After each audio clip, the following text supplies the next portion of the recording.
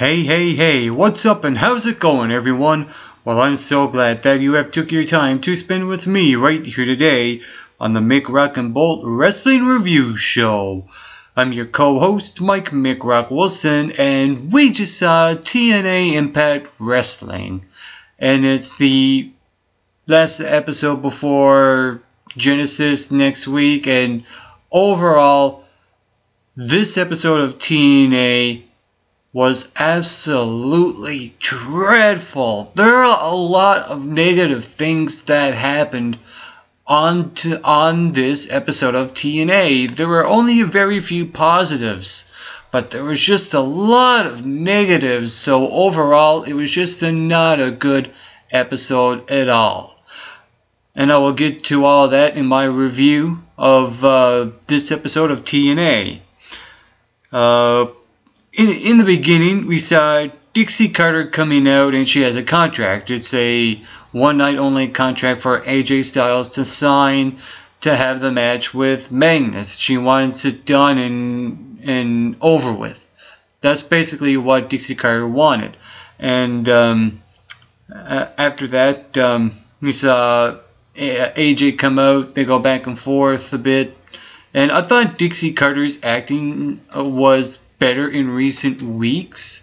She felt more believable on Tonight's Show as opposed to basically all the weeks she's been this heel authority. I thought this was the best Dixie I've seen. But the issue I had with this show was that this episode was very pro-Dixie. This was all about Dixie's abusive power. And what happened was that during this first segment, AJ Styles doesn't want any of Dixie's cronies coming out and interfering, and Dixie Carter makes it a no disqualification, and Magnus comes out and tells Dixie to leave because he has something to say to AJ Styles. They go back and forth a bit. I thought the opening segment overall was actually pretty interesting. I like Magnus on the microphone. The more he talks, the better he'll improve as a talker, I think, in my opinion. And, they kind of got that across. And all this was a build-up to the main event. And I'm very surprised that they didn't do it next week on the show called Genesis, because that's the show where everything happens and they just kind of throw it away and put it on the week before. I really don't understand the logic behind that. I would rather see more build-up on this week's show for the champion versus champion match, and then have it next week to, make it more interesting, make the storyline a lot more interesting than it already is. But they failed, and it showed at the end, which I will get to later on in this review. And throughout that first promo, AJ said he will not take shortcuts, and he'll do the honorable thing, and he will defend the world title. And Magnus, he was just being Magnus throughout that entire thing. The next thing that happened on the show was Eric Young teaming up with Joseph Park to take on Robbie E and Jesse, and this was basically just a squash match. I'm not going to go any further than that. And then we saw at the beginning where Gail Kim and Lady Tapa was giving out marching orders to Dixie Carter to take out ODB. Eric Young runs backstage to attend to ODB.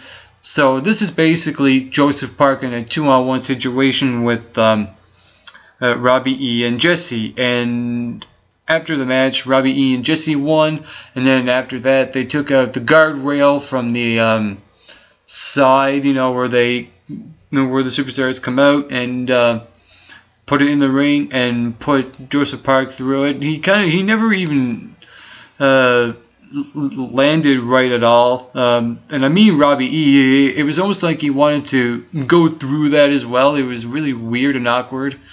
But, you get the point across, right? They take out the big guy, Joseph Park. And this was Dixie Carter telling the bromance to take out Joseph Park, all in the name of abusive power. The way it was done, I thought it was good. You know, the show was going good so far. You know, there's a abusive power left, right, and center, and then we saw Sting after telling Dixie that you're abusing your power and you need to stop. And Dixie Carter, her rebuttal was about Sting, his contract being renewed, etc., etc. And hopefully and then she goes on to say, hopefully you make the right decision on if you stay on TNA or leave TNA. So this is basically in Sting's court now. He will have to make a decision whether he wants to leave TNA or stay with TNA. But storyline wise, who could blame him if he does quit? Because that would make perfect sense, right? I mean, if he quits now, it would be like Jeff Hardy quitting when he lost to Magnus for the World Heavyweight Championship the week after. So, storyline wise, you know, it does work out. In my opinion, it's kind of justified there. But overall, we'll see what happens when it comes to Sting in TNA. Also, we saw James Storm in a segment where he calls out Gunner, and there's a reason why he called him out, because he wants to challenge him to a match. Basically, this was Storm telling Gunner about his history with former tag team partners like Chris Harris and Bobby Roode, and how they turned on him, and then Gunner telling Storm that Kurt Angle was asking to be his partner, and then Storm got all upset. You know, they bring that up as well. I thought that was really good. So there's, a couple of good dialogue moments here, and they were talking about ego as well, about putting your ego aside, feeding the egos, etc., etc. And then James Storm makes the challenge to Gunner to put his world title briefcase, on the line next week on Genesis. And you saw Gunner accept. And then here I'm thinking, well, why did he just do that? Why did he accept a challenge to put his briefcase on the line? Gunner has nothing to gain in this match. So what's the logic of him accepting a match and putting his world title shot on the line? It just does not make sense at all. Logic fail on the part of TNA. Also, we get to a segment where EC3 attacks Samoa Joe from backstage, which leads to them going out to the ring. Things happen, etc., etc. They're in the ring, they start beating each other up, and then they go out the ring again, and then Rockstar Spud comes out and interferes, abusive power, blah, blah, blah. And then EC3 uses what looks like a monkey wrench to attack Joe's leg and injures him. And I thought that part of the show was half decent. At least they're putting EC3 in the ring with Samoa Joe, and next week with Sting. They're putting him over as a heel a lot better than what they were doing with him with the stints with the referees and Jeremy Borash. So I like what they're doing with EC3 when it comes to building up his heel character as a rich asshole. So it looks good on his part. And we also saw Dixie Carter backstage with Samoa Joe talking about Samoa Joe's career. If he does help out AJ Styles, and Dixie Carter said that she will do the same thing to AJ Styles to Samoa Joe. That was basically all that is. This episode was just pro Dixie. There was too much of Dixie Carter on this show. Even though I thought her acting was actually better, there was just too much of Dixie Carter. I mean, why do that when you have things building up the week before a free pay-per-view on Spike TV. I just don't understand what they're doing. Moving on, we saw Kurt Angle versus Bad Influence in a 2-on-1 steel cage match. And what happened before this match was that Bobby Roode came out, and we all thought that Bobby Roode was going to be Kurt Angle's opponent. And this was basically Bobby Roode teasing to get in the ring with Kurt Angle, but then, kind of steps back. So I like that part of the show where Bobby Roode was how he was portraying himself as a heel, going over with the fans as a great heel. The Bobby Roode cannot do no wrong when he talks on the microphone. He's just one of those guys, kind of like Bully Ray, where as soon as he speaks, it turns into gold. And Bobby Roode does that very well. That was the good part of that segment that I liked. The one thing I did not like was using Bad Influence, of all people, Daniels and Kazarian, two great wrestlers on TNA, being used as stepping stones for Kurt Angle to gain momentum going into a steel cage match next week. Why, TNA? Why? What are you? Who's booking this crap?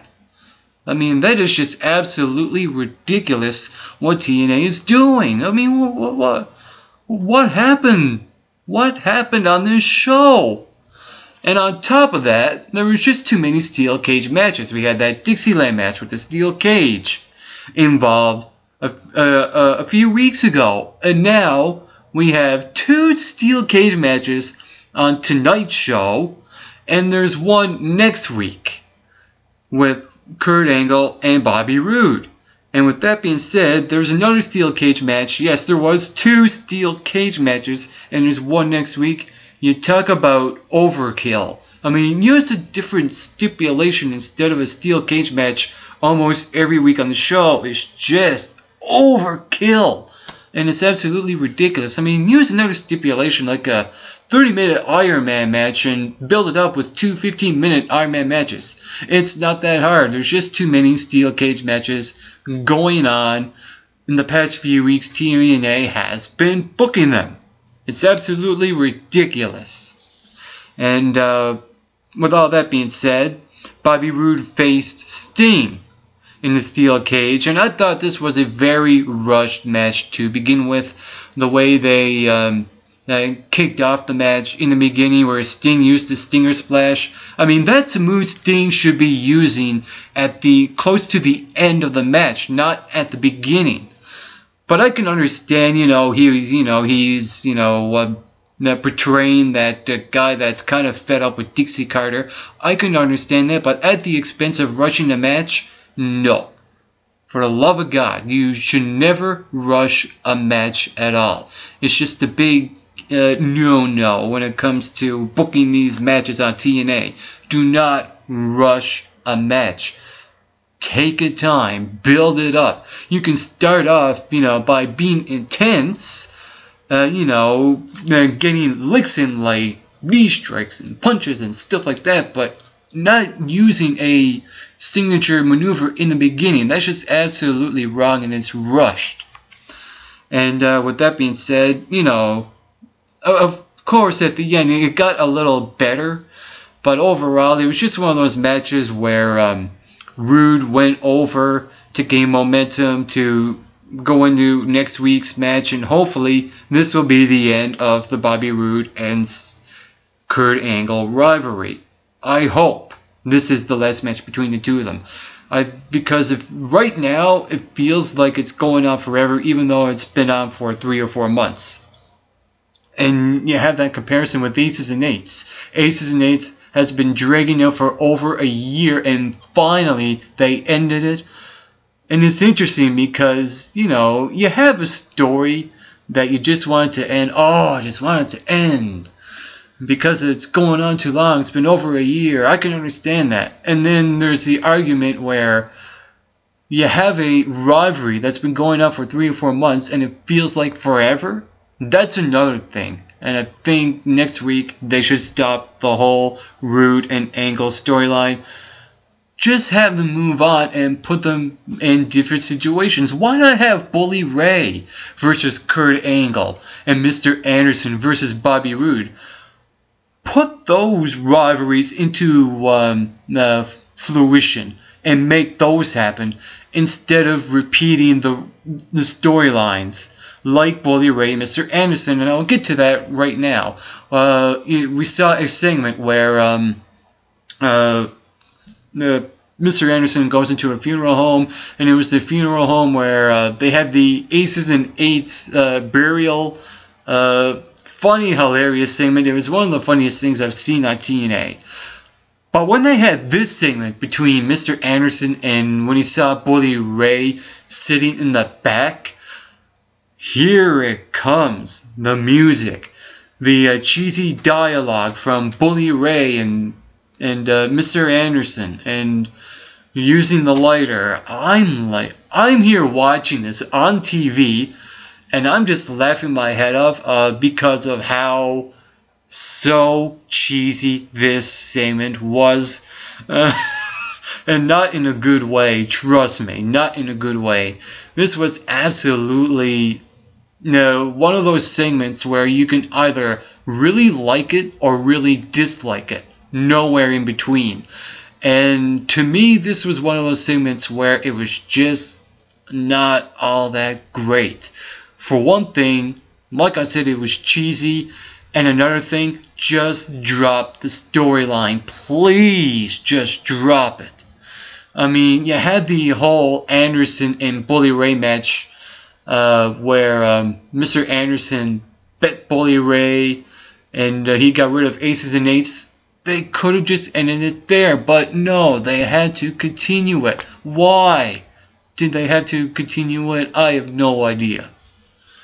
But moving on, the main event. Oh, great. I am not happy at all. Honest to God. And I will say this first. I checked out the YouTube clip of the main event, and there's a lot of dislikes. There's over 200 when I seen this before I done this review, and there were only like, 20 or 30 likes? Who are the people that liked that video? That's what I'm wondering. Because this was just absolutely dog shit.